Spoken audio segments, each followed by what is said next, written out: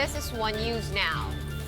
Okay, just a few moments ago, around 20 or 25 minutes ago, the House Committee on Legislative Franchises and its ex-officio members basically killed the franchise of ABS-CBN.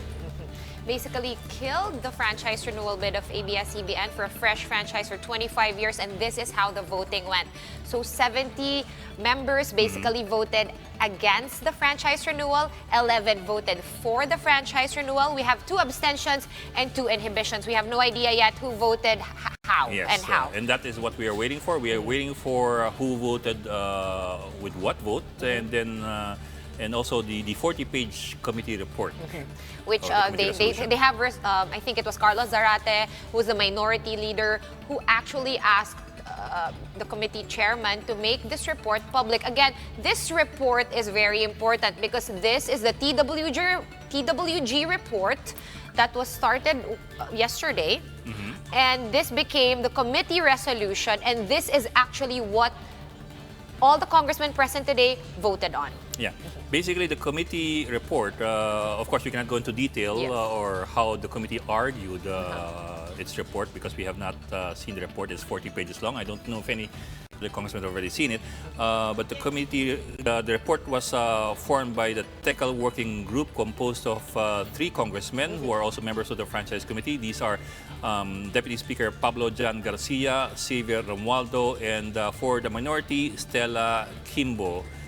Kimbo was the only one who voted against the report in the TWG, of course. And of course, voting against the report of the TWG actually means a support of ABS-CBN. Now, just before the vote, Deputy Speaker Pablo Jan Garcia told the committee of the TWG's findings, and the finding was that the TWG determined that the likely consensus of the committee was to disapprove the application of ABS-CBN for another franchise. It was a determination of a consensus by the TWG of the committee, but that was also questioned by members of the minority who said that if it was a consensus, they were not consulted. Yeah. So as far as we know, based of course on our conversation during the voting with our reporter who is there at the Batasan, Mean Los Baños, she did say that this report, some congressmen were actually not consulted, but it was already adopted, so we don't know what's going to happen. She also took us through possible next steps. That's also a good point. It's already moot whether or not they were consulted because they had the chance to vote anyway. And in the vote, they still lost. But like you were saying, a very important point from our reporter, Mean Los Baños, who was able to dig up some of the House rules. The House rules. Actually, she sent it to me a while ago. I just didn't see it until after we went off. So while you look for that, Ed, basically, Mean was saying that she read the rules this morning because you had that question posed to her yesterday, and it was very unclear. So as far as she could tell, the motion for reconsideration for the appeal would have to be by somebody who voted with the majority, meaning someone who is currently or who voted not to renew the franchise bid of ABS-CBN. Now, this person would have to have a change of heart, make a backflip, go against the flow, and actually file a motion for reconsideration. Here it is. It's Section 40 of the House Rules on Reconsideration. When a measure is adopted or lost, a member of the committee who voted with the majority may move for its reconsideration during the same meeting or on the same or succeeding day. So that's only for today or tomorrow after the meeting, in which case the motion for reconsideration shall be made in writing. Only one motion for reconsideration shall be allowed. So that's it. That's the rule. Quite short and succinct as it is.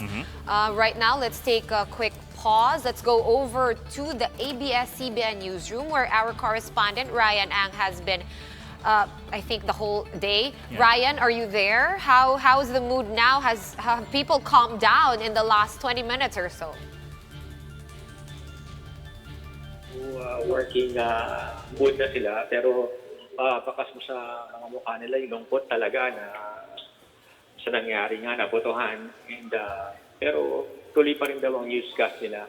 Kanina nga, nakita nga natin na kinoconsole pa ng mga reporters, ilang mga staff dito. Habang umiiyak sila, sinasabi nila, lalaban tayo. babawi tayo. Yun ang sinasabi nila. Ryan, baka meron kang katabi dyan na pwede nating tsikahin ng kaunti kung kamusta na. Sino bang nasa paligid mo? Yung mga nasa paligid ko kanina kasi nagtatrabaho na sila pero hanapin ko yung nakausap ko kanina.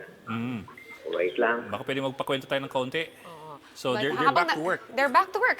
We can clearly see, Ed, from 15, 20 minutes ago, talagang iyakan, talagang sobrang down nung vibe, even though you're just watching it from the screen. Makikita mo right now, they're back to, parang there's a more purposeful vibe. I guess they've digested this news, which I'm sure a lot of them were expecting anyway. Yes. Well, also to be clear din naman ABS-CBN News continues to operate, although it's only broadcast na lang online and on cable. And online and on cable. So meron pa rin silang balita. Yun lang, limited na yung kanilang Yung kanilang medium. reach. Yung kanilang Yes, medium. which is of course one other big contention kasi panahon ng pandemya and there is no reach. So as we can see naman, Ryan, medyo tahimik yung newsroom right now. We're looking at live pictures from inside the Tsaka baka pwede, ABS-CBN's newsroom. Baka pwedeng, Ryan, dinig mo kami? Yes, meron tayong empleyado dito, Sean, na Sige. pwede Bok, makausap. tapos kung pwede rin, maya-maya, bulungan mo yung camera mo, kung pwedeng, medyo pumihit-pihit ng konti yung camera, o kaya maglakad-lakad with the camera, kung kaya lang. Anyway, sige, sino kausap mo? Yes, ma'am. Ma'am Nemo, pakikwento niyo naman sa amin. Sino yan? Nemo? Medyo. Sino yan? Yes, si Nemo po. Nemo? Nemo sino? Yes, Dalawis? Sino to? Yes po, Dalawis. Nemo? Si Sir Bok po, kausap niyo. Nemo, kumusta ka? Hi, Nemo. Sige po. Di po marinig. Ito po. Sige po. Naku. Yes po. Nemo, si Linggaw to. Sir. Oh, ano Bok? Hi, sir. Kumusta po? Sir, masakit. Sir, hindi na sasabihin mo. Nasasabaw. Hindi na nagkrito na employee. Paano mo po yung mga pamilya sila? Paano hindi po makatarawan mo para sa amin? Yan, si Nemo. Sir, alam ko po, marami na paraan para makapaghanap buhay. Pero sir, ito po 24 years. Dito na ako sa ABS. Ito na yung pinabalatan ko. Hindi ko lahat natuon, sir, lahat ng pangarap ko. Tapos ganyan lang, kumawawala lang po. Dahil sa mga, tapos ko naman yun. Bakit po yan, sir? Hindi po katagdatang niya po yun. Sana naman po na konsensya sila. Hindi po yung mga prinsipyo lang po nila. Yung personal na prinsipyo lang po nila sa iral nila. Nemo, teka, Nemo, ano ka lang, cool ka lang dyan, cool ka lang. Po nila sa iral nila. Nemo, teka, pahinga muna. Sorry, Ryan, sir. bigyan mo si... Pero hindi po talaga. As in, sakit po kasi.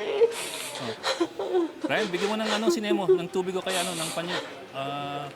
Nemo, sige, pahinga ka muna kasi, sorry alam mo kung pwede ka lang yakapin ngayon pero Yes po.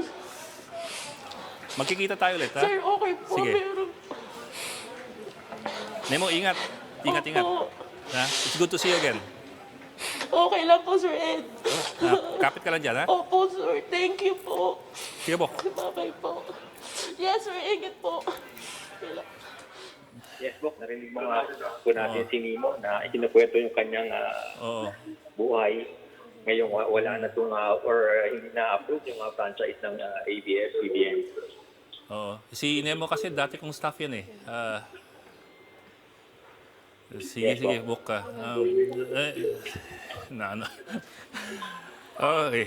So, alam naman natin lahat, Bok, no? Galing kay ABS-CBN. Sige. Ryan, anong nakikita natin ngayon? Ito ba ang mga nagko-cover dyan? Yung mga from other newsrooms na pinayagan pumasok sa loob ng newsroom ng ABS-CBN?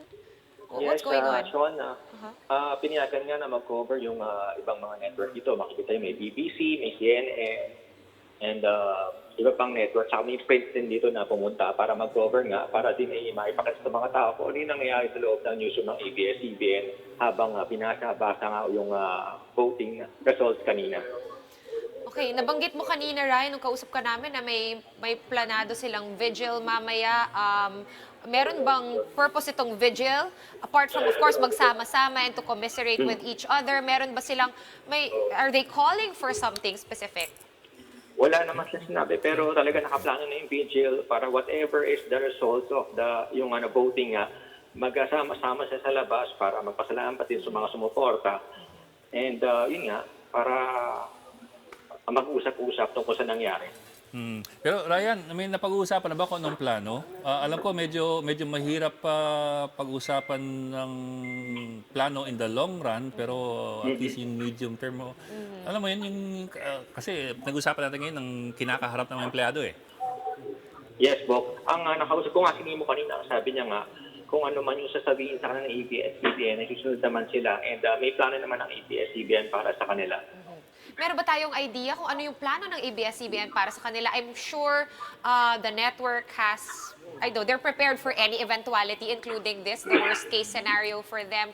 Well, Ryan, they're not. Nobody will I ever know, be it's prepared. really hard. You can't be too prepared, but I'm sure may nagawa sila na or may some sort of kahit rough plan kung anong mangyayari. Yeah, Sean, basta malinaw lang, ituloy pa rin yung kanilang online newscast. And tatanong natin mamaya kung ano pa yung mga plano nila sa mga susunod na araw, Sean. Kung tuloy yung online newscast, would they have to, like say, cut down on staff? May ganung usapan ba? They already are. They already cutting. From what I understand, they already cut salaries. Cut salaries. Would they have to cut down up further? to 75%.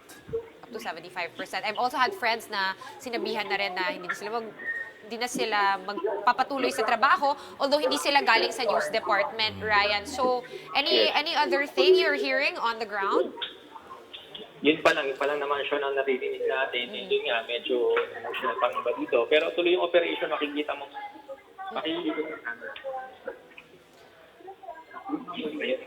Para makita nila Bok yung situation ngayon sa newsroom. Makikita nyo nga dito sa newsroom, back to operation na sila, pero makikita mo nga malungkot sila and medyo maluwa-luwa yung mga mata nila.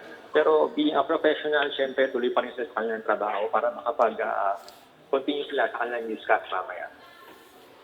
Alright, maraming salamat, Ryan. Sige, I'm Ryan. sure Balitaan ko na mamaya ulit. this will not be the last time we hear from you today. Ryan Ang from ABS-CBN's Newsroom. Alright, so going back to the events that happened today, ang bilis nung ending, no? Always naman, ang tagal-tagal nung build-up, tapos eto ang ending. Ed, balikan natin Sige, what happened let's today. do a review of the vote for the franchise of ABS-CBN and a bit of what happened before they went to a vote.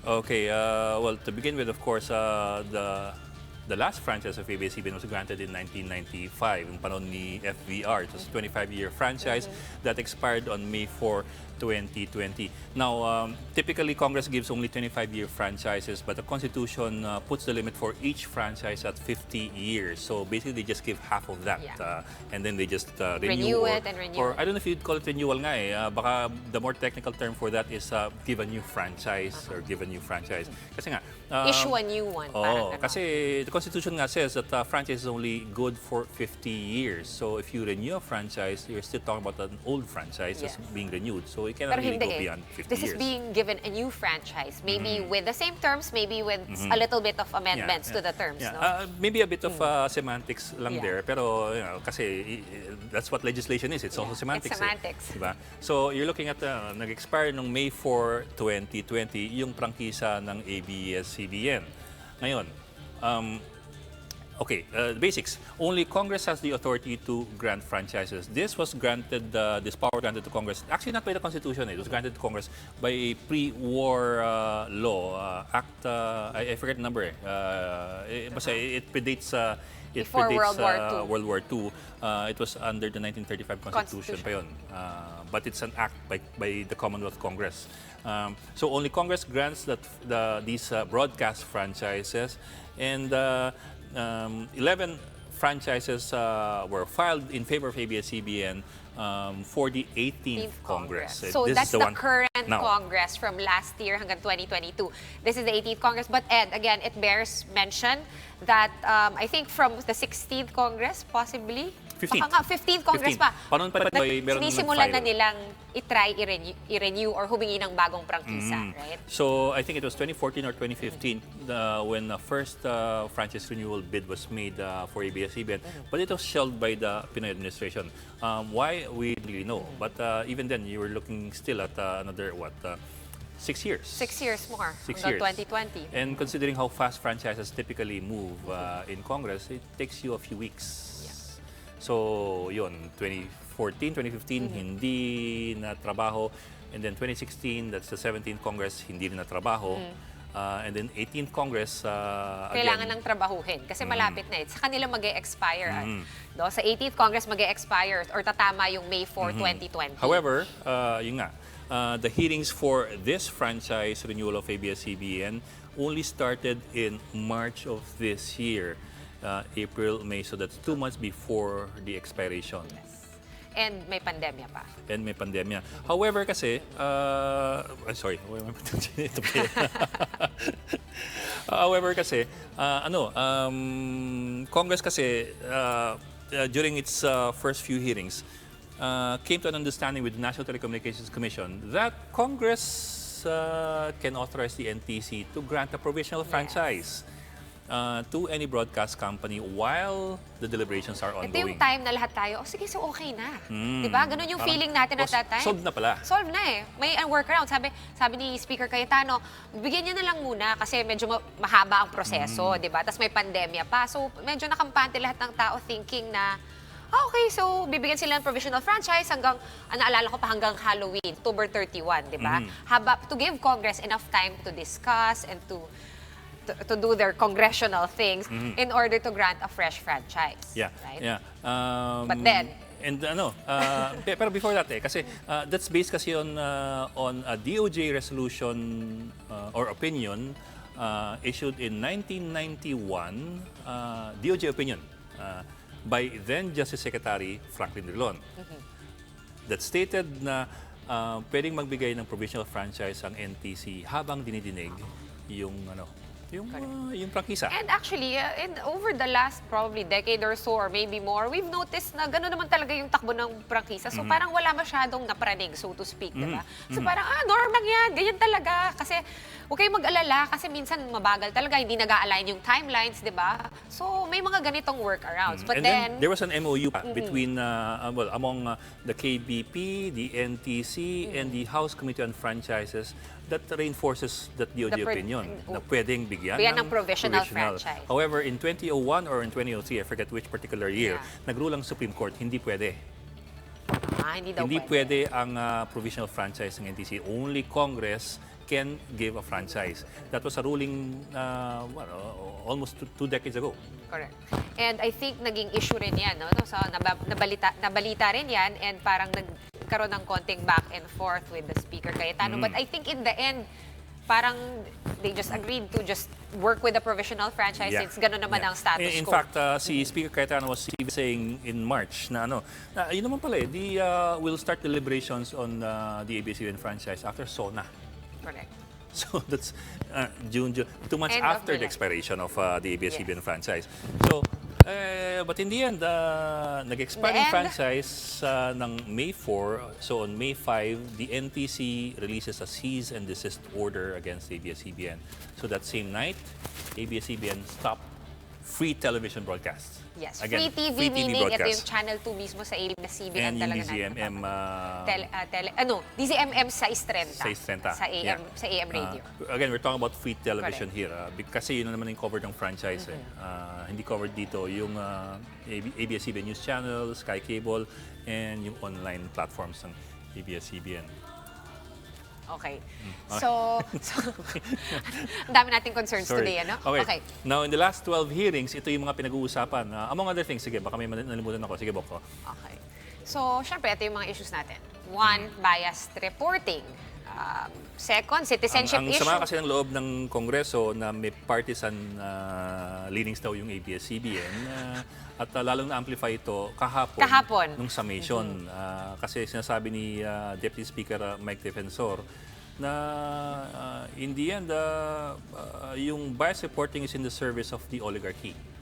It's quite a popular term, no? Yes. In the last 4 Especially years. kahapon, no? Parang yung first tatlo na nag-speech ay puro oligarkiya, mayaman naman kayo, ganun yung mga narinig natin. So, bias reporting, I think, medyo kawing din yan dun sa hindi nila inere yung political ad ni President Duterte noong 2016, which I think we can say is one of the major root causes of this whole issue. At inako naman ng ABS yun na nagkamali sila, but at the same time, ABS also said that it also failed to air the ads of other presidential candidates as well. Pero yun lang, si Pangulong Duterte yung nanalo. Siya yung presidente. So that's one. To Congressman Mike Defensor, this is a critical issue. Malaking issue sa kanya. Yung biased reporting. And if you recall the speaker's statements yesterday, that was also a critical issue for him. For him, yes. Lumabas din. Yung biased reporting.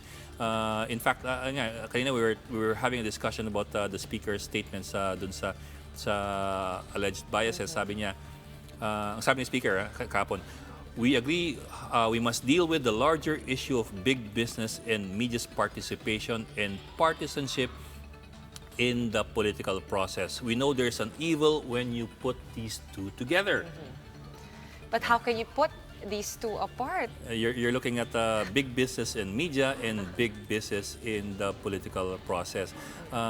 We've talked briefly about yung big business in media, and we've talked about the capital expenses related to Kaya usually nag-end up, big business ang may-ari ng media dahil napakalaki ng pondo na kailangan to start but up it's a also media interesting empire. when they talk about big business in the political process and in politics. Kasi they're all intertwined talaga eh. How do we even begin to... well, how to regulate it? Ito rin eh. There's actually a law preventing business from interfering in politics. You have the Corporation Code. Section 36 of the Corporation Code bans corporations from making donations to political parties and to political activities. It's a ban against corporations. It is not a ban against owners of corporations. Yes. So there's a loophole there. Yeah, that is why you have corporations that cannot donate, but you have businessmen who donate and donate big. Yes. We don't have a cap on donations. I'll give you another example. A PCIJ report in 2016 on 2016 elections. In the presidential elections, all the presidential candidates, all in all, they spent 2.4 billion in their campaign. That's a huge amount. That's the reported billion, amount. that's the reported the legal amount. amount. Yeah. Okay, 2.4 billion in the presidential campaign. Lahat na yun. Of the 2.4 billion, only 105 people were responsible for forking out 80% of that, or 2 billion. So 2 billion came from 105 people. Out of 55 We can assume million they're voters. businessmen because where would they get all that Well, you can be a cash? businessman, you can be a drug lord. Ibang usapan yan, di ba? But you're right. So all 2 that- billion, that's 8 out of every 10 pesos donated, spent in the 2016 presidential elections came from 105 people out of 55 million voters. Yeah, well, again, this begs the question, why not close that loophole off, di ba? But We have a mahabang particular, ibang usapan yan. kasi in the Philippines, we have a cap on spending, but we don't have a cap on donations. In other countries, like for example in the US, you have a cap on donations. And you spending. You don't have a cap on Cap on spending. on donations. Magkabaliktad. Kasi it makes more sense eh. Pag kinap off mo yung donation, di yun lang yung magagastos mo talaga, di ba? Hindi the other way around. The spending limits are also unrealistic. 10 pesos, 15 pesos per voter. I mean, come on, in-adjust nyo ba yan for inflation? Hindi. So it results sometimes in a problem where you have captive politicians. They're captured by people who donate big in their campaign kitty because you don't have a cap on donations. You can donate as much as you want, and some people even but you can only spend so much, di ba? So do the math. But again, like for example, I'll just give you one more example. You have some officials on the record who donated more than what was in their salen. so paano nagyari yun, di ba? and bakit hindi sila hinabol ng BIR. Sorry, BIR, pero ganun bubulong talaga. sa'yo mamaya kung sino. Sige. Mamaya na yan. But again, Bok, meron Kaya, din nandun pala mga... tayo sa una. Oo, nandito pa rin tayo. Pero meron ding mga iba na nagsabi, no? Ibang lawmakers na nagsabi, well, kami rin naman, biktima kami ng bias reporting, di ba? Pero, I mean, hindi naman tayo yung body na dapat mag-regulate ng content. Well, that's another question altogether. Diba? Who regulates or who decides what is bias and what is not? What is impartial and what is not? Is it government? Is it Congress? Exactly. I mean, I don't know what the answer to that question So, is because yun. parang lahat naman ng tao may inherent biases. Which is why, curiously, there's one franchise bill in Congress for ABS-CBN'S franchise renewal that included the provision banning Bias bias reporting. Diba? To be determined by, I don't know who, diba? Buti We lang don't know. inatras. Yun nga, inatras din yung franchise bill. Anyway, so that's one. The other one is the citizenship of Gabby Lopez. Is he Filipino? Is he American? Oh, wait, before we go to Let's this further, let's take a pause. Yes, Yeah. we have Cagayan de Oro Congressman Rufus Rodriguez on the line. Kong Rufus, Hi, sir. hello. Good afternoon, yes. Good afternoon, sir. Sir, were you part of the voting? Are you a member of the committee? No, I am not a member of the committee. Oh, so and you- I'm not also an ex-official, but I am a principal co-author. Of one of the franchise bills? Yes, sir, I understand. Yes, I remember, sir. Sir, your reaction muna-muna. Well, we are very, I am complaining because the voting and the hearing this afternoon was not given to us members of Congress. I think it was only open to the members of the committee. That is not the proper procedure. A hearing of any committee should be public. It should be open to all members of Congress and also to the media and the public. So we did not receive an invitation nor given the link for a Zoom hearing. So that's the first one. Secondly, I am really grossly disappointed by this. The technical working group findings are certainly contrary to what was proven during the hearing. 12 hearings ito, very clear. On all the 8 issues, it was very clear that all these issues against ABS-CBN were found to be all without basis because ABS-CBN has complied with the Constitution, our laws, and all the regulations. That is very clear here. But in the technical working group, the majority 2-1. I'm just really happy that Estela Kimbo dissented. No? Opo. But the majority of the TWG that adopted the findings, which was the basis for the resolution, found that, for example, that Gabby Lopez could not be owners of shares of stock. How can that be when the Constitution is very clear, a Filipino citizen? The Constitution does not distinguish whether you're dual citizen or not, as long as you're Filipino. If they want to change it and to make sure that dual citizens who will not be able to own media shares, they should amend the Constitution. Ay, sir, all of these things. No? Yes. Kong Ruf, if I may copy na kayo ng Oo nga, I was committee gonna- report? Nabasa nyo na ba kung yung 40-page the report? findings. Pa-email naman po. I have. Kung Yes, po, pa-email naman. Opo. Pero kung if you don't mind. Andiyan na. Yeah, I will send to you. I don't have your numbers. I-text dito yung number nyo. Kasi Sige. I can forward to you or Viber. I can Opo. forward to you. I have it already. Opo. Oo. Kung anyway, What's the sticking findings. anong sticking points, like anything that lumitaw sa inyo out of the 40 pages since hindi pa namin nababasa? No, yung findings, kwan yun. I don't think it's 40 pages. The findings that were signed by the TWG findings.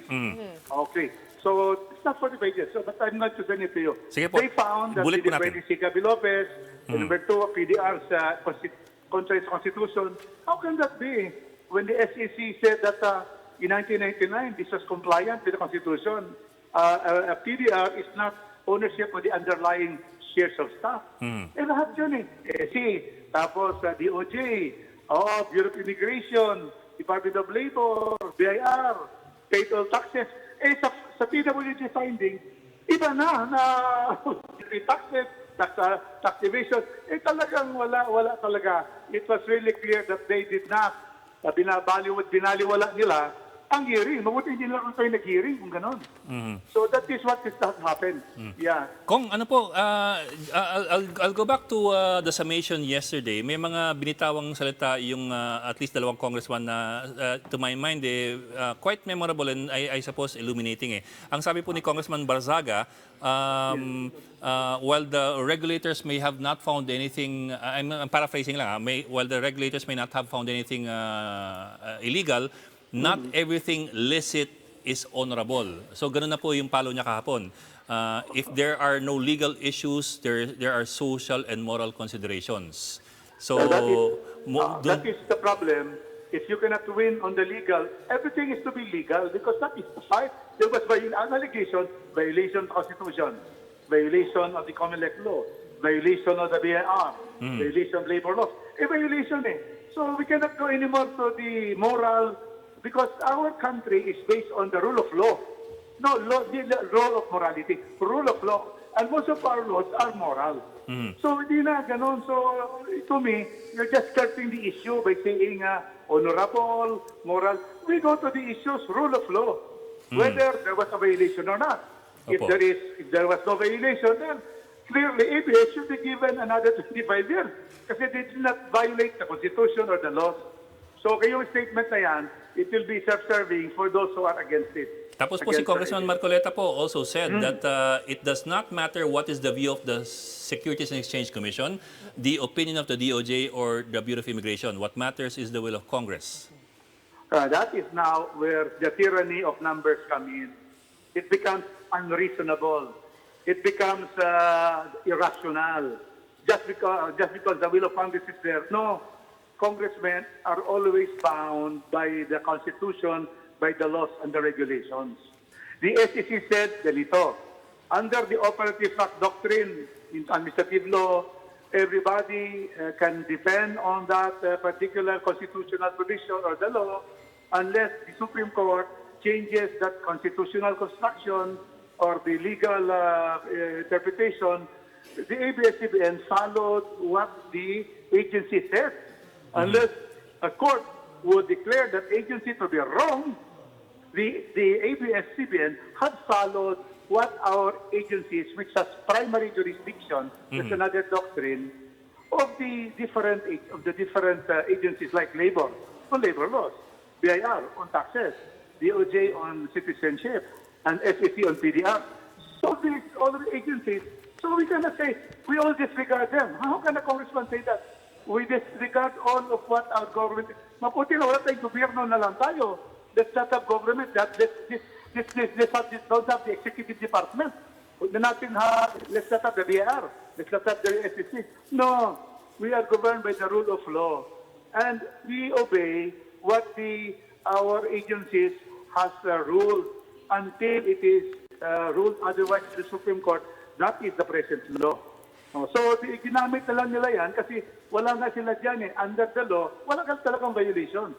As testified to, not only by ABS, as testified to by the official authorities having jurisdiction over ABS-CBN. By the regulators. Rufus, I just want to ask, kasi Ed and I, we've been discussing since yesterday about yung possibility na pwede mag-file ng motion for reconsideration. But as we just found out kanina, just to clarify, because I know you're very familiar with rules. Yes.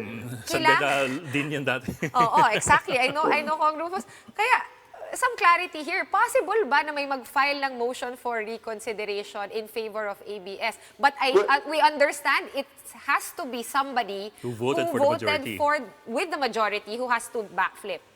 That's correct. Yeah. Under Rule 9, Section 40 of our rules of the House of Representatives, there can be a motion for reconsideration filed by one of those who voted with the majority.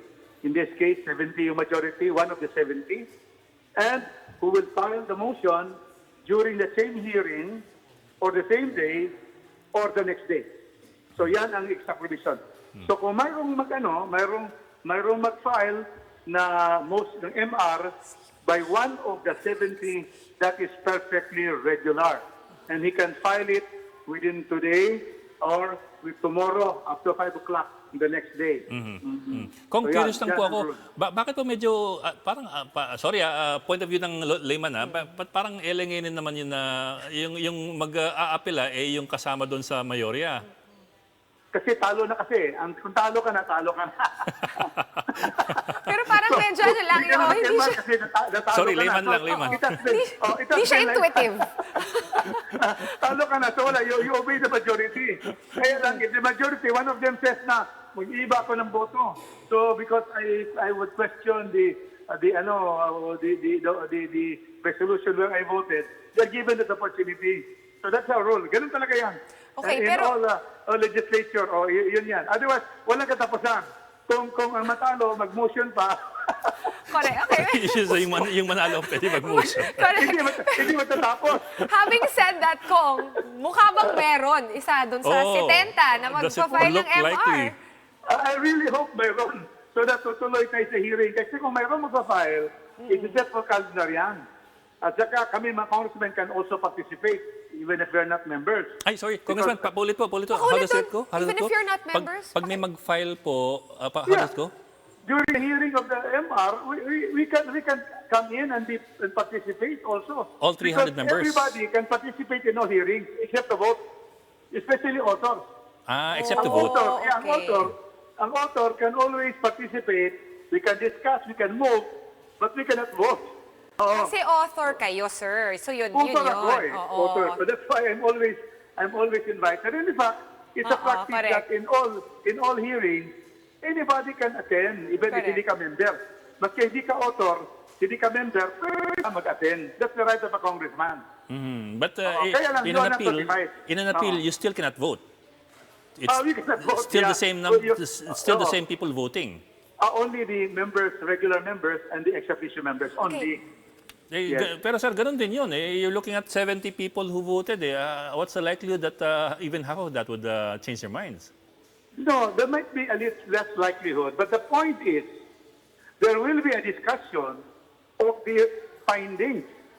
And those in the know can continue to be able to debate and even ask, even non-members, to devote that the findings of the CWG were clearly erroneous, not based on the facts and the law as presented in the hearing.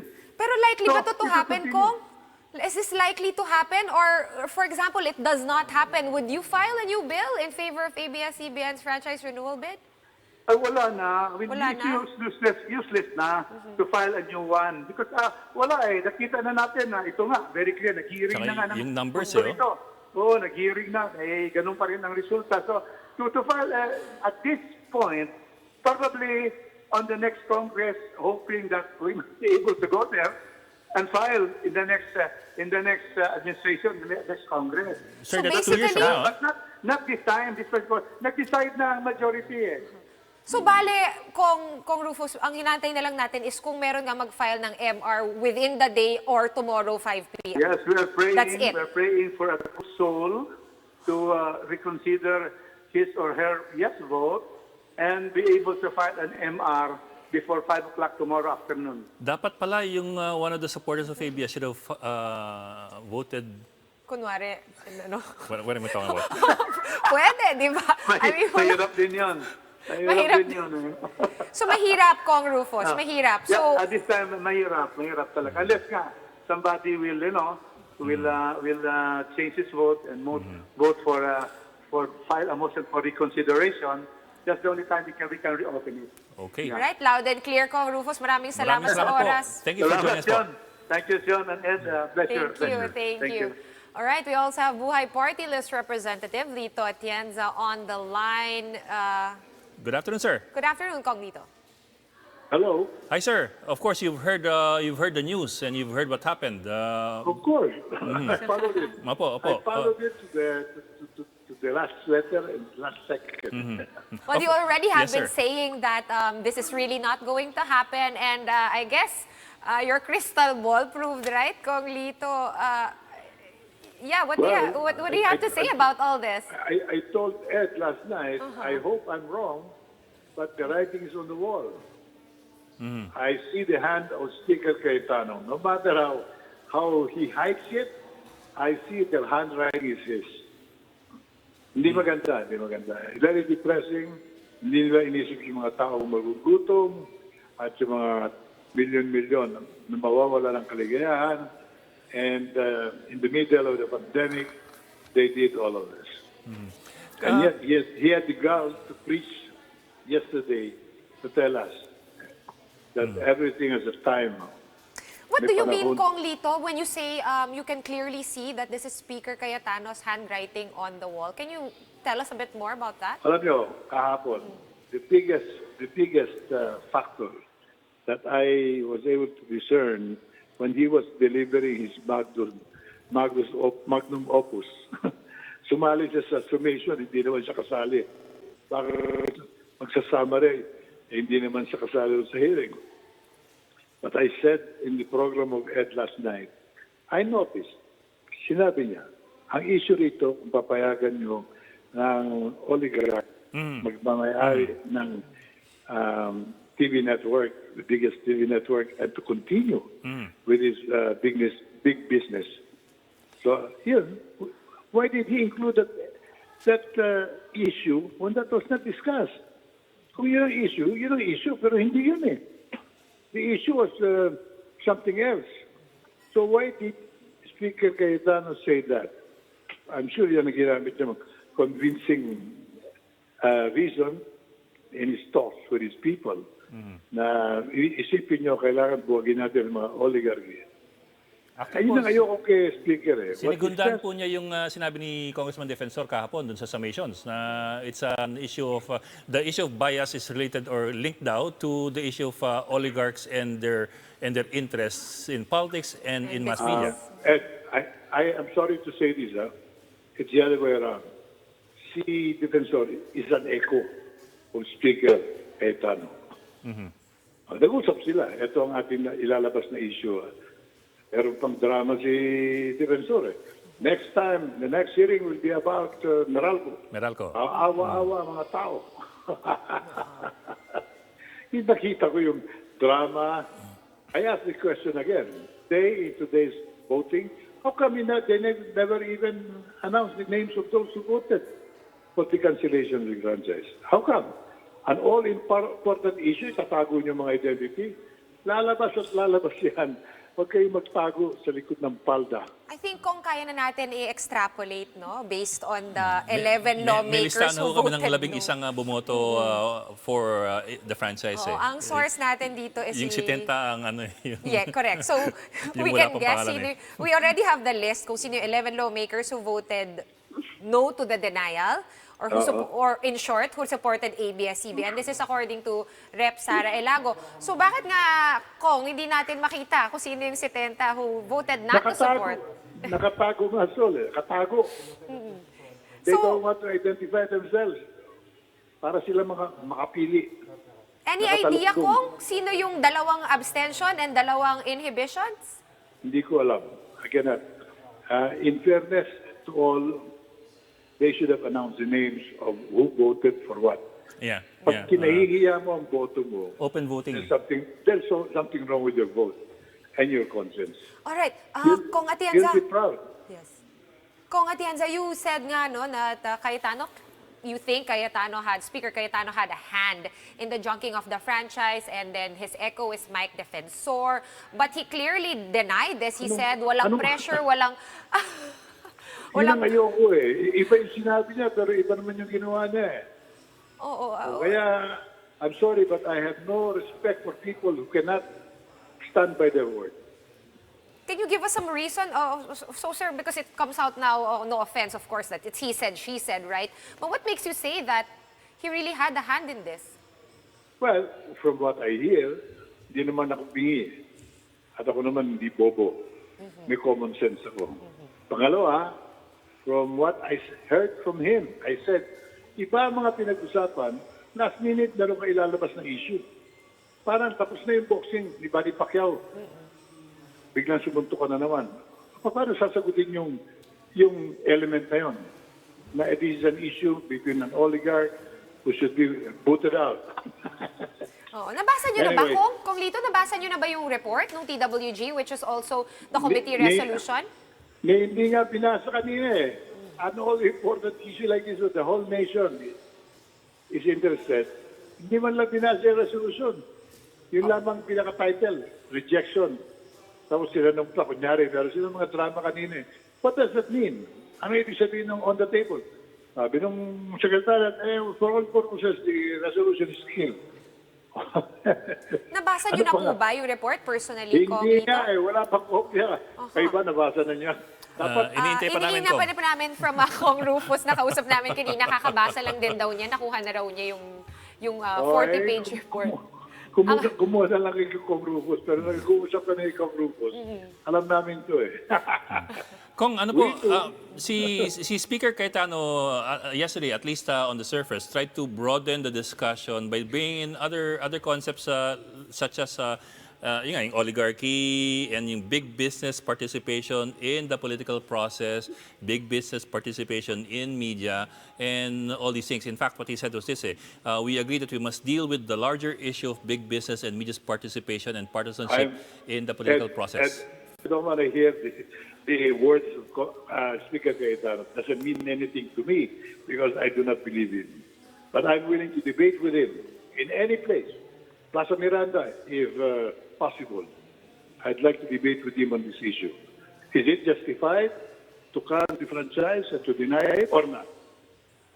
I'm really posing this challenge to him. Magdebate kami, whenever he wants. But I would suggest Plaza Miranda, President Magsaysay puts him. If you can defend your decision in Plaza Miranda, then you are correct. But if you cannot, then you're wrong. Kong, moving forward po, what do we do next? I mean, what's next for everybody? Whether it's Congress, whether it's media, whether it's ABS-CBN, where do we head from here? As far as Congress is concerned, that's final.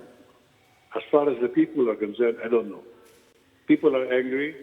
I don't know how they will react eventually when it dawns on them that their favorite programs will no longer be on TV. At saka yung mawawalan ng trabaho, dapat bigyan ng trabaho ng Speaker Cayetano yan. Kong Lito, bakit si Speaker Cayetano? I mean, technically, of course, ex-officio member siya ng Legislative Committee, but it seems like, based on what you're telling me, na parang siya talaga yung arkitekto nito. Do you really believe that? So, from the very start, let's start from way back when we first reminded him about the pending franchise. Did he take it up? No. He allowed the pandemic. Malas naman, pumasok ang pandemic. Eto, nagkaroon kami ng mga sessions via Zoom. Hindi naman session yun eh. Alam mo, kung ganyan din lang ang session ng Kongreso, magbakasyon na muna kami until things normalize. Because maraming batas ang may papasa pa in a very, very bad manner and walang benefit of a total debate and participation of all members of Congress. Kaya, but it would seem, Kong Lito, it would seem that he did capitulate. Talagang hindi niya interesado. Hindi siya interesado. Meron siyang drama nung about a couple of months ago. Bibigyan ko ng temporary. Drama yun because after having said that, his voice went on the floor and started shooting it down. Well, because marami mga kontra, then I am withdrawing. If you don't see that's all, I cannot convince you. Because blind cannot see because they cannot see. Kong Lito, I can see and I will always say what I see. Yes, but Kong Lito, we do remember then at some point parang he seemed to have a change of heart. He said kinausap niya yung NTC to give the provisional franchise. Maybe it was public pressure or I don't know what it was. Yeah. Hindi ka wag hinahamon po ng debate. Oo. Speaker Cayetano. So you can think of what you want to think. You cannot convince me that Cayetano is behind all of this. I will stand by it, and as I've said, I challenge him to a public debate. Ganito na lang, Kong. Is there anything that you can do in your capacity? I know you're not part of the committee, but is there anything you can do in your capacity to move this further? Maybe kahit it's indirect, like maybe to close some of the loopholes. No, for the record, I will write Speaker Cayetano. I'll prepare the letter officially objecting to the decision of the committee. What he does to my letter, it's up to him. But I would expect an answer from him. Dahil alam ko ang Kongreso dapat nakikinig. Kaya papasiyan. Hindi naman sila nakinig eh. Dahil kung nakinig sila, dapat narinig niyan taal yung mga argumento ni Marcoleta, ni Remulla, ni Defensor, at ni Barsaga. But wouldn't this be... Saka nakakita korte na nagkaroon ng trial, walang napatunayan yung accuser, tapos ang verdict guilty. Pero, papayag ba ang tao sa ganyan? Kung is there a venue to appeal this case? Kasi in the end, it comes down to a vote. I mean, when all the arguments are said and done, it becomes a numbers game in Congress. Alam mo, Ed, if it's a fair situation and the speaker is not interested, the plenary can take this up. But I will not waste my time with the plenary because he will not allow it anyway. Eh, bakit pa kami magsasayang ng panahon? Bakit ako? Rather than waste time on the asking for plenary discussion, I am challenging him to public debate. If he beats me in that debate, I retire from politics. If I beat him in that debate, he's forever doomed. Pero Kong, like you said, you're gonna write a letter, you challenge him to a debate, but you also already said wala na, it's final na, di ba? You're putting words in my mouth. I am writing him a letter to appeal the decision, not to challenge him to a debate. Correct, sir. But you also said na parang it's final as far as Congress is concerned. So, of course, what else can we look forward to? Is there something? Yeah. Makinig ka naman. Kung hindi, sisarap ko na ito telepono. I am saying, final, since it is the speaker whom I believe is behind this. If he was not behind it, then the plenary could be given a chance to talk about it later in a broader 305 members participating manner. But since it is Speaker Cayetano, he will not grant it. Sayang lang ang pagod natin. Frankly, I'm exasperated, I'm disappointed, I'm also angry. We're with you on that. Thank you very much for your time. Thank you. Congressman Thank you. Lito Atienza. Thank you, sir. You, So much happening today. So much, Okay. so much emotion, so much anger. Anyway, Resentment. let's continue with our discussion kanina. We talked about We citizenship. paused right here on Gabi. Ang galawin yan. Kala ko sa'yo lang Touchscreen yan nag-o-obey eh. itong... Ayan, so we paused on the citizenship issue of Gabi Lopez. Yeah, Specifically just Gabi Lopez. Yeah. The question being, is he also the question being, is he a Filipino or an American, or is he both? Ang sinabi ng panig nila ng ABS-CBN, he's both. Ang sabi ng panig ng against ABS-CBN, you cannot be an American citizen and be an officer of ABS-CBN.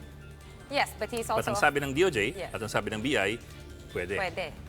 Right? Kasi parang medyo, I think, hindi ganun ka clear, crystal clear sa wording, di ba? Yeah. Because it has not also been updated to reflect realities na maraming dual citizens as of maybe the last 50, 60 years. Then you had questions on tax payments. These include payments over the years of income taxes, as well as yung payments of taxes for the issuance of PDRs, yung Philippine Depositary Receipts. And as far as I can recall, ang sabi ng BIR, walang major issue on taxes yung ABS-CBN. They're a consistent payer of taxes and they had no problems with that. Dun sa PDR, the major issue here had to do with the issuance of PDRs to foreigners. To foreigners. Ang ini-insist ng Congress is that it's not allowed by the Constitution. Ang sinabi ng SEC, there's no problem there. There's no problem, yes. And the SEC said, walang problema, malinis. But they also cleared ABS on this issue the same way the BIR cleared ABS on the tax payments issue. And the frequency issue, this has been dealt with in previous hearings as well. Yung sinabi ng NTC na may sabit yung ABS-CBN dun sa pagsingil ng pay-per-view. But yung multa is 200 pesos. Yes. And hindi yung pagsasara or yung hindi shutdown. pagbibigay ng It was a 200 franchise. peso fine according to the NTC. That was, I think, in the hearing nung March. Yes. One of the first hearings pa yan. Yeah. These among other things, pero ito yung mga major kumbaga. So, yun. So, I think as Kong Rufus said nga kanina, we actually had mga 11 issues on the table for ABS-CBN in the 12 hearing days that these were discussed. So ngayon nga, lumabas nga, vote of 70 versus 11 versus 2 versus 2. And syempre, ang 70 yung lumayagpag. Ngayon, moving forward, again, we look at the numbers.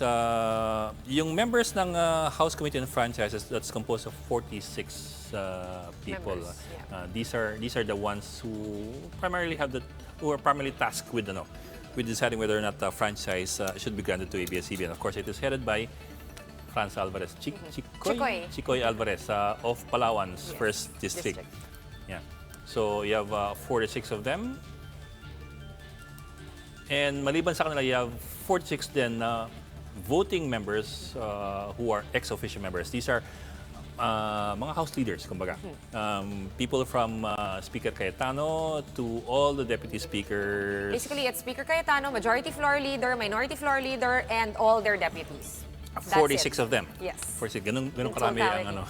This Congress, yes, sobrang dami. And explain yan ni Speaker Cayetano before. Over the years, dumadami yung mga opisyal ng Congress. Ng leadership. So, yun nga, with 46 leaders of Congress and 302 congressmen, basically, one out of every 6 congressmen is an official of Congress. Basically.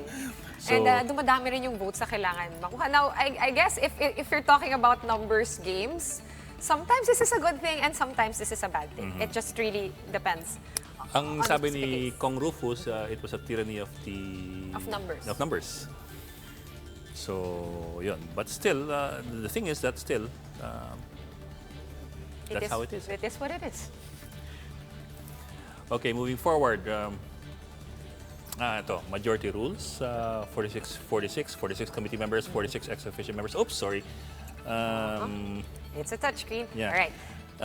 Ang binibilang lang dun sa majority is the number of people present who cast their votes. So, with 85 voters, the passing score would have been 40... ano yun? 42.5. Yeah, or 43, kumbaga. And then that's a only majority 9 members needed for a quorum. Clearly, we exceeded that today. So, yun. These were the scenarios we were looking at yesterday, scenario 1. Let's go to the scenario that we have now, which is not this scenario. But this is also important kasi this also shows to you why it's difficult to pursue a new franchise bill. That's Kasi right. actually, what we're talking about pa lang now is a committee-level approval or disapproval. It's only the first step in a long, tortuous step. So yeah, scenario 1 is if the franchise was approved by the Committee on Franchises, It would go to iaakit pa lang plenary. yan. It would go to plenary. Sa plenary, pagbubotohan yan ng 300 congressman, 300 plus congressmen. So, from there, plenary for second reading and separate day, third reading. After which, iaakit pa lang yan. Ganun din ang proseso. You go to committee, then you go to plenary. Again, second reading, third reading. Since it's not an urgent bill certified by Malacanang, you have to have it separately done. Now, then you go to BICAM, and then you toss it to the President for signature. Yeah. Which also is another magic question on its own. And will also take a month, sometimes. Assuming that it's signed and not vetoed. Yes. Because as everybody knows, in the past 4 years, the President has railed against ABS-CBN and threatened it that it will not be getting a franchise. So as Kong Rufus told us, mukhang malabo na nga for this Congress, and he thinks the best recourse is to wait until 2022 and the But next that's Congress. 2 years away. Yes. Remember, the next Congress will be sworn in, will take office on June 30, 2022. Yes. It's a long time. That's 2 whole years, almost. 355 days from now. 600 something. Sorry. 700 plus days from that's Sorry. a lot of days for 11,000 people and their families to be hanging in I the was box. looking at 1 year lang, 2 years nga pala. 2 years minus 10 days. Minus 10 days. Yeah. Kasi July 10. July 10 today. Ang galing na natin mag-math today. Okay, that was scenario 1. This is scenario 2. Franchise rejected by the committee as what happened now. This is our reality right now, the reality of ABS-CBN. Subject to appeal. This was a question mark for us yesterday. Now we have clarity from both Kong Rufus and from Los Baños na hindi pwedeng umapela ang mga natalo. Ang pwede lang umapela yung mga nanalo. Yeah. And di lang yun, may deadline pa. Medyo counterintuitive, di ba? Oo, counterintuitive talaga. And may deadline sila hanggang bukas ng 5 p.m. Same day today or tomorrow, which ends at 5 p.m. Because it says in the rules nga na you have to file it today after Or the the vote day. or the same day or the next day. subsequent day. Yeah. And that's it. that's and again, like we said nga kanina, hindi pwedeng umapela yung natalo. Kailangan niya nanalo. So Pwede marami siyang mo pala kailangan nanalo. kailangan niya maghunos dili, kailangan niya magbago ng isip, kailangan niyang labanan yung, I guess, the rest of the people that voted the same way that he or she did, di ba?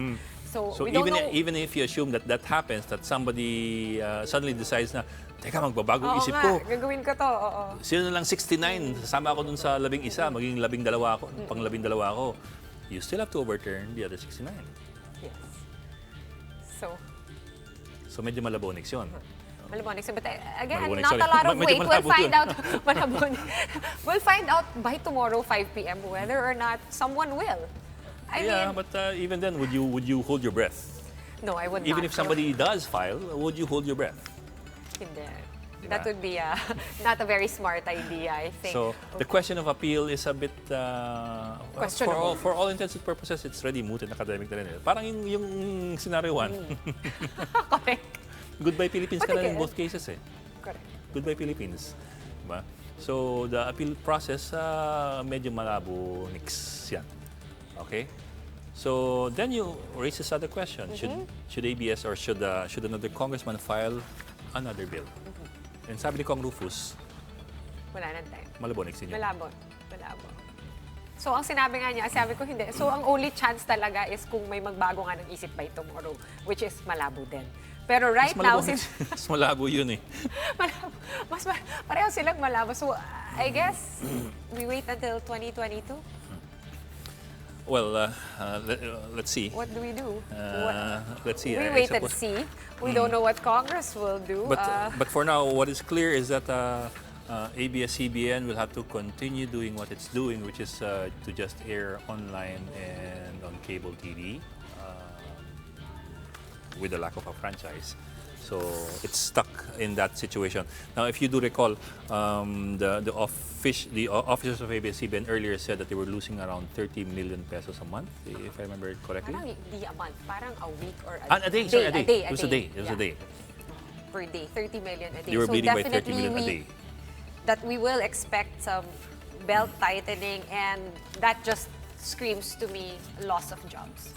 No, the belt tightening has been happening already for the around last couple of around a month. months, yeah. What I understand from some of my friends there was that a lot of salaries were cut to 25%. 25%. So 25% na lang yung nakukuha nila. Not cut by. No, cut to. not by, cut to. Cut to.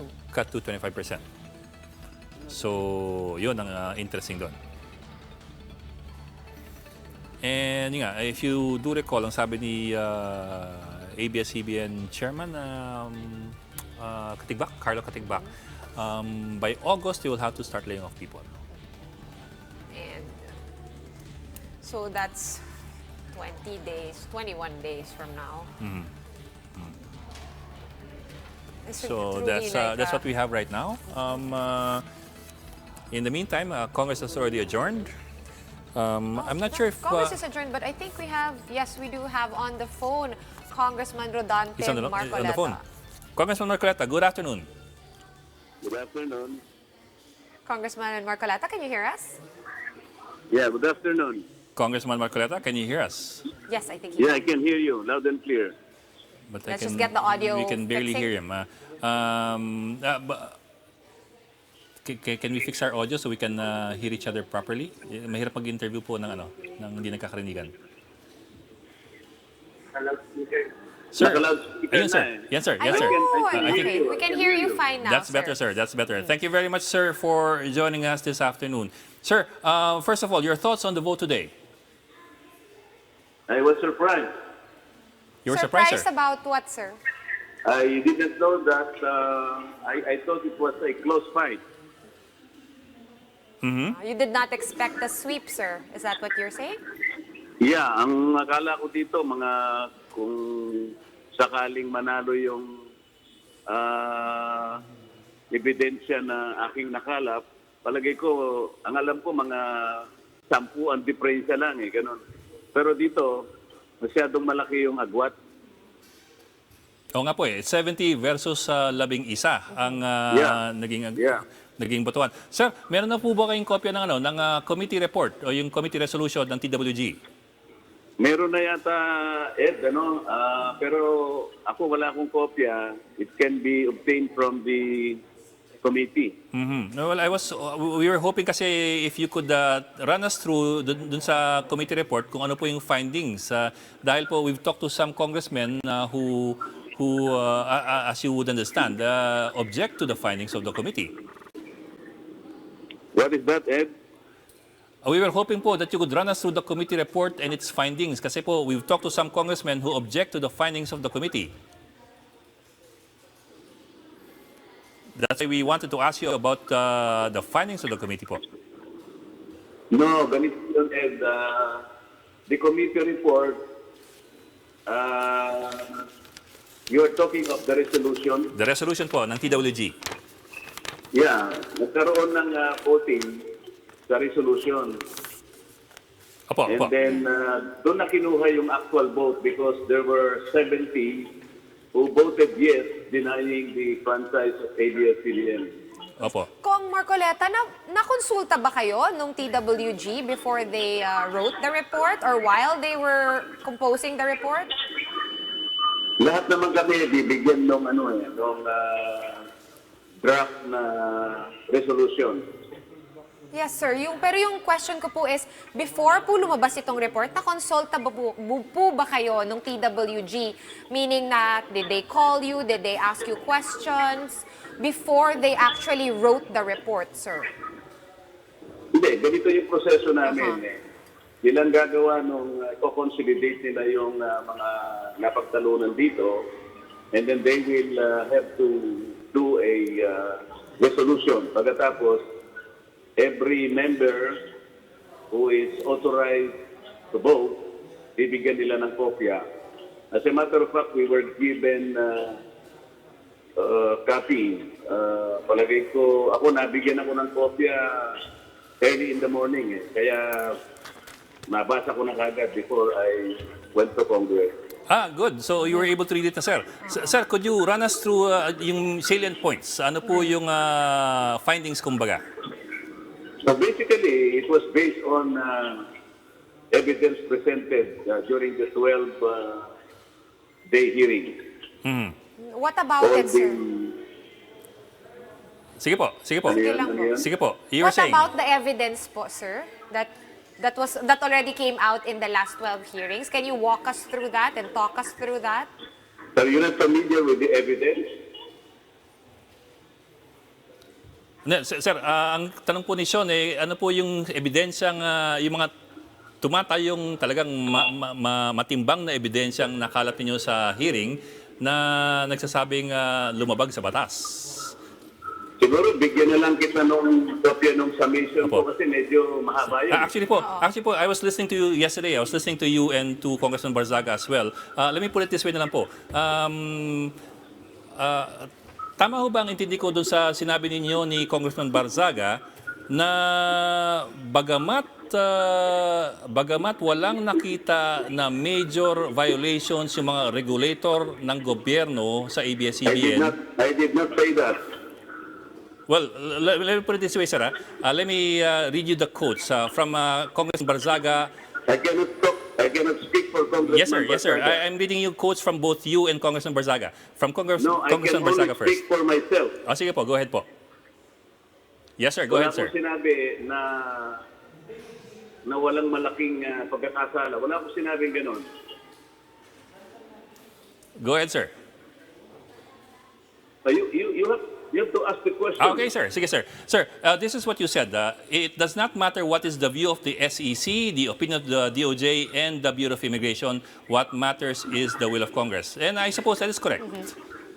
Because they invited representatives from DOJ, Securities and Exchange Commission, Bureau of Immigration, at pinagtatanong sila kung tama yung ganitong dokumento, tama yung ganitong klaseng aksyon. Lahat ng mga sinabi nila, these are only persuasive. For example, when we were talking about the citizenship of Mr. Gabi Lopez, sabi nila, si Mr. Lopez daw is a Filipino citizen. But that is their opinion. Yes, sir. Kasi, ang sinasabi nila because the father and the mother of Mr. Lopez are Filipino citizens. Pero, ang hindi nila sinabi ay dapat munang pinatunayan ni Mr. Lopez that his parents were still Filipino citizens at the time of his birth. Kasi, yung principle of jus sanguinis will only apply kapag napatunayan mo at the time of your birth, Yes, sir. Filipino ang tatay mo. Lalo na Yes, yung sir. tatay mo because ang mag-a-apply dyan is the 1935 Constitution. Yes, sir. But sir, shouldn't it be the other way around? Shouldn't the accuser be the one to prove irregularity and not the accused to prove regularity? Because as far as the accused is concerned, the regulators have already seen regularity. Precisely. He was unable to prove that. No, sir. I think you misheard me. My question is, shouldn't the accuser be the one to prove irregularity, not the accused to prove regularity? Sino yung accused? In this case, sir, I understand that you're implying that based on No. your presumptions. Sino yung accused? No, You sir. were My question has to do with Gabi Lopez. Whether you call him Hindi. accused or not, it doesn't really matter. You're speculating. Sabi mo, No, sir, I am not it's speculating. the fact na yung accused ang dapat mag-prove. Sino yung accused? That is not a speculation, sir. Yeah. That is not a speculation, clearly. My Sino question yung to you, accused? Kasi you are using... Are you debating with me or are you asking me questions? sir, I'm asking you a question. Sino nga yung accused? Because you made mention of the word accused. It's an I was idiomatic telling, experiment. sir, if you do recall, I was talking to you from the point of view of somebody who is but you being. were mentioning the word accused. Kaya tinanong Okay, kita, sir, sino sir, yung nirefer mong if accused? it makes you feel better, I will withdraw the word accused. If it makes you feel Okay. better, We'll rephrase okay. that. If you want to rephrase, then I will Rephrase rephrase the it. question. Yes, sir. Yes, sir. Okay, gladly. But my question still boils down to this. You're saying that Mr. Lopez was not able to prove his citizenship because of possibly hindi Pilipino ang kanyang magulang. But should it be Mr. Lopez to prove that, or should it be the people who are saying na baka hindi Pilipino ang kanyang magulang who should prove it? Kasi nga, yung kanyang present na evidence ay hindi nagpapatunay na noong siya'y napanganak ay Pilipino pa yung mga magulang niya. Yes, That sir. is very material. And then we go, yes, sir. Hindi kasi dapat na binigay niya ay yung mga birth certificate ng magulang. Yes, Dapat, sir. nung mapanganak siya mismo in 1952, he has to prove na nung panahon na yon, Pilipino pa yung magulang niya because chances are they could have been naturalized already as American. Sir, you used the phrase chances are. Hello? Yes, sir. Yes, You used sir. the phrase chances are. Precisely, kasi nga hindi niya pinrove eh. Tingnan mo. But that does Kung not. ni-report nila yung kanyang pagkapanganak sa Amerika, he could have obtained the birth certificate of Filipino birth certificate at the time. Now I ask you, why did the parents fail to report the fact of his birth in America in 1952? That is the law. And then when Gabi Lopez is already in his, let's say, age of discretion, hindi rin niya na-report. So ang sabi ko, in all likelihood, baka hindi na sila Pilipino doon. Sir, Kasi katungkulan nila na i-report yung fact ng kanyang pagkakasilang to the nearest embassy and consulate. He was born in Boston, Massachusetts. Yes, The sir. nearest embassy is New York. Yes, sir. Sir, I will have to repeat you some of the phrases that you used. You said chances are and in all likelihood. In that case, the speculation does not seem to be coming from me. Alam mo, I raised that question, no. sir. Sir, I raised that question kasi my original question has to do. Do not politicize the word. Kasi ang DOJ, they can only at best formulate an opinion. The opinion that the DOJ will volunteer to us is only tentative. That's persuasive, but it is not binding and conclusive to the Congress. And I understand that, sir. That is also correct. That is also correct. And I think that's a point that is well made. In the end, it is Congress that will be casting its vote. Precisely. That is why I said, at the end of the day, kinuha lang namin ang opinion nila, but still, alam mo, yung pagka-Pilipino niya, hindi problema yun eh. Yung pagiging Amerikano niya, if you heard me, is the problem. Okay, sir, malinaw. Loud and clear on it's not yung pagka-Pilipino niya, it's the pagiging Amerikano niya. Maraming salamat. Kasi nga, he had difficulty. Let me clarify that. He had difficulty presenting documents that he is Filipino simply because they failed to produce the correct documents. Sabi nga nung nag-evaluate, there was a handwritten notation on the application which I showed during the time of my summation. Hindi man lang tinignan ng BID yun. Sabi ng BID note, the mother was unable to produce proofs of citizenship at the time of the birth of Gabi Lopez. It was a hand-carried on handwritten notation. That was very material. All right, sir. Thank you very much for your time, Congressman Rodante Marcoleta. Thank you. Thank you. In all likelihood. In all likelihood, we have run out of time. And I'm Ed Lingao. I'm Sean Yao, and we are One News.